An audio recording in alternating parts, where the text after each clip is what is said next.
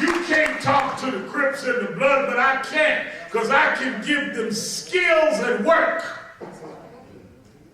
You can't give education, but I can, because I can give vocational training to young people and give them a way to make a living other than selling dope in the neighborhood. That's the discussion we need to have.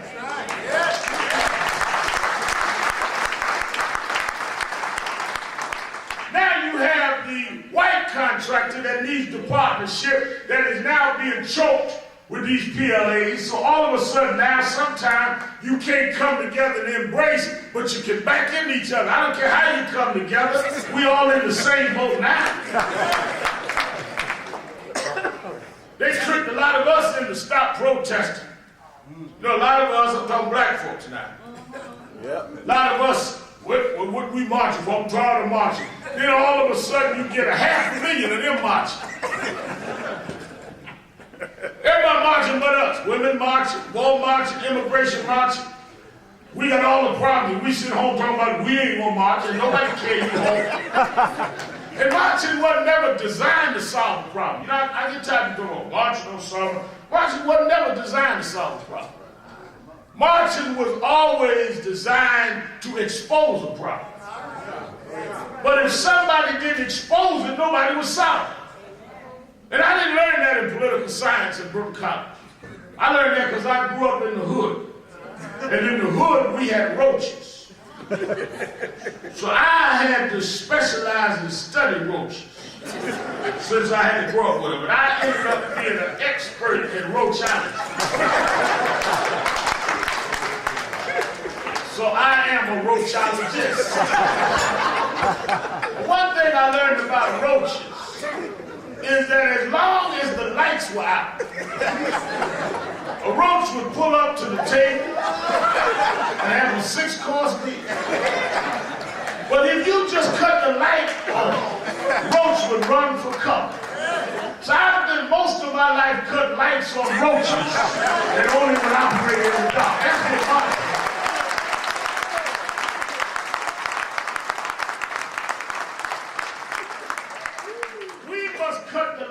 on to where these contracts are going, under what arrangements, with the public funds of our community.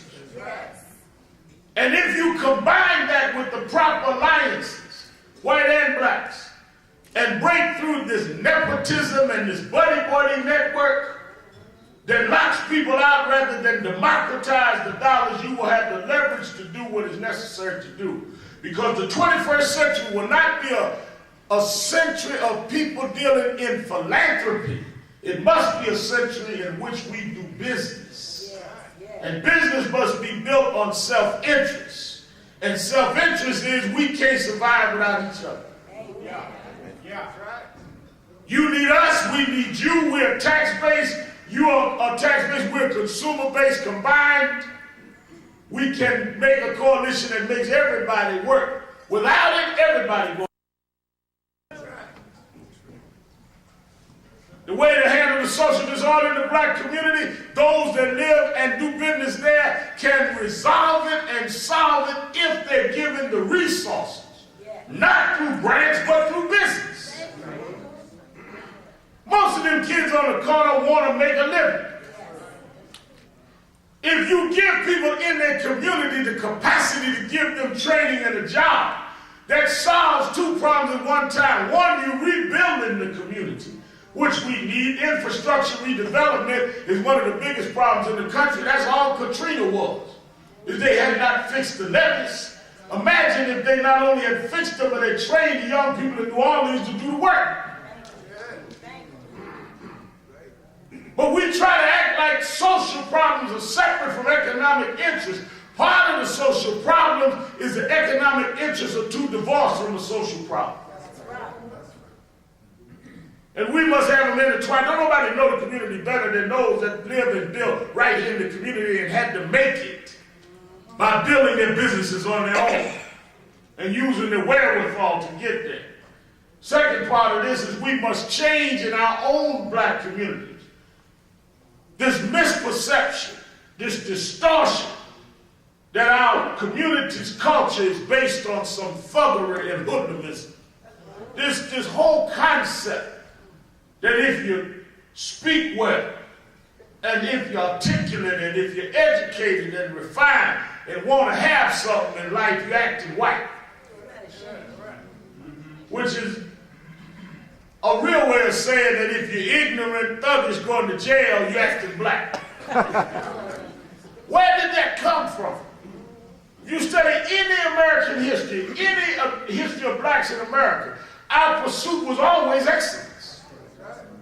We fought coming out of slavery for the right to read and write. Right into the turn of the 20th century with Booker T. Washington and the Tuskegee experiment all the way through to Brown versus Board of Education was about what education? How do you go through 200 years of pursuing to have the best minds and get to now the first decade of the 20th century and you don't want to be educated no more? I mean, who had a meeting and decided that we won't be not scientists and engineers and architects, we won't be thugs. And our sisters was hoes and our mamas was bitches. I mean, who decided that? And the sick part of that is if our children are raised to believe that they are nothing but the N-word and nothing but hoes and bitches, they will never acquire any aspirations before that. Because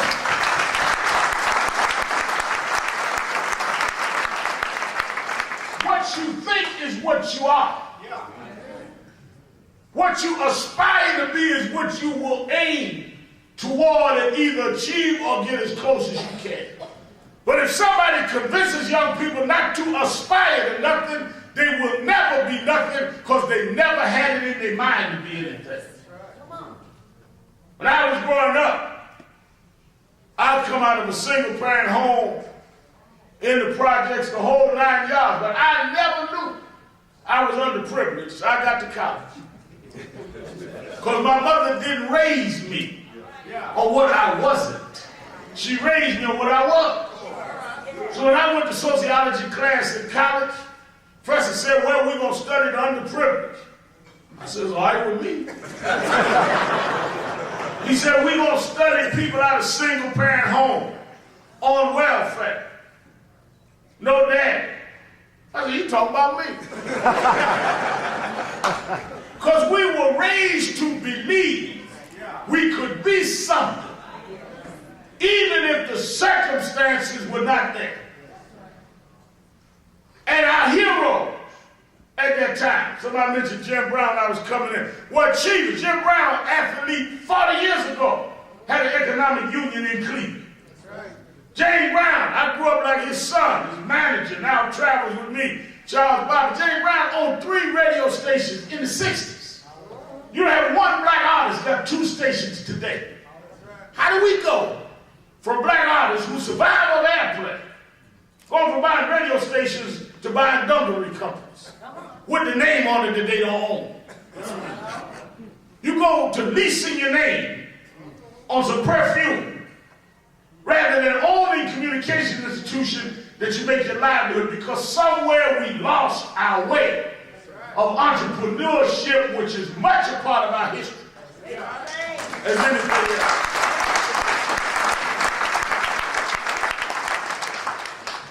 Well, Rev Al, you don't understand, we down. We always had a down, but we never accepted being down.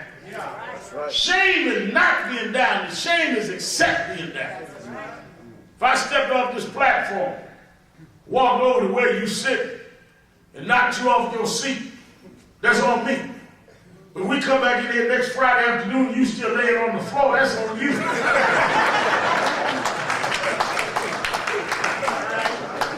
What I mean by that, even if you're not responsible for being down, you're responsible for getting up.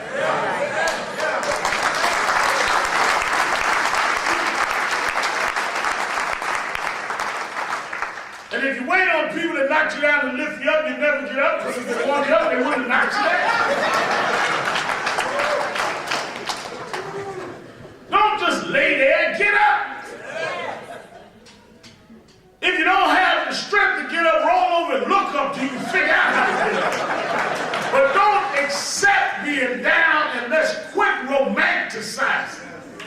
being down. We must change the culture back to achievement and excellence and entrepreneurship and being thrifty and being serious. Because that's how we got to where we are. And if people can turn our minds into feeling that thuggery and hoodlumism is our culture, no one will have to discriminate against us because we will not compete. They won't have to worry about us. So the language must change first, and the culture must change. And once we do that, lastly, the transactions must change. People want us to support them for mayor. How much of the town are we going to build? Don't come out of church Sunday morning, stand up there and sing with the choir one hymn and walk out and we all like you. Business. Let's have a business meeting. I'm tired of folks go out and sing Amazing Grace in election time.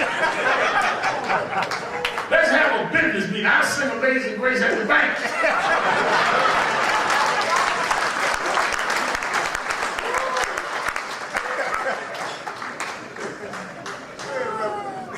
We must transact business different. And as we change the status of the business, we can raise the level of the community.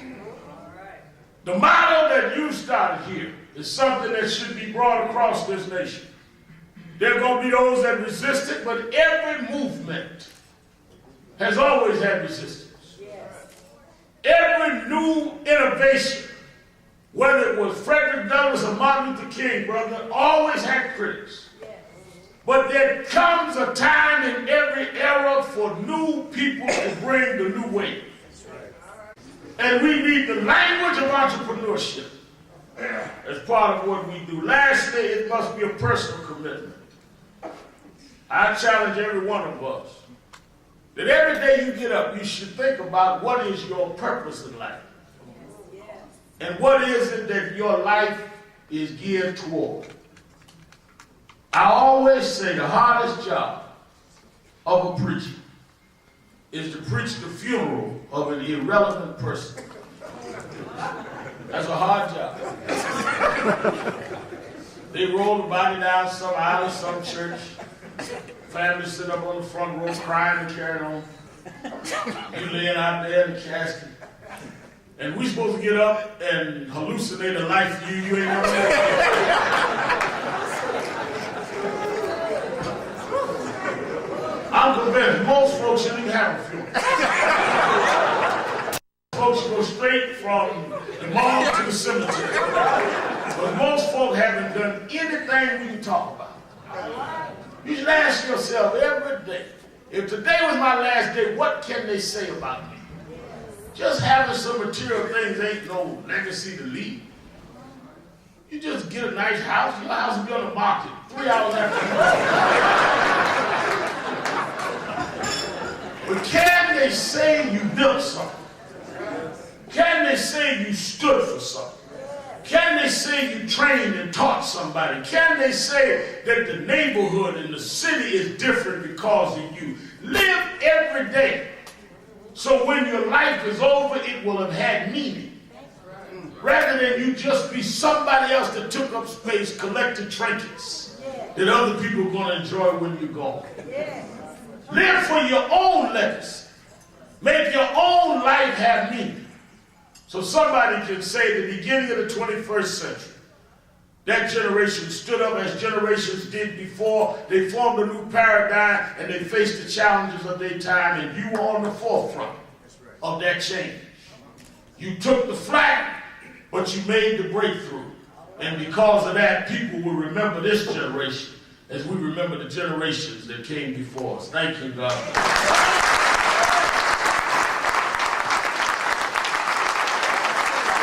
Ladies and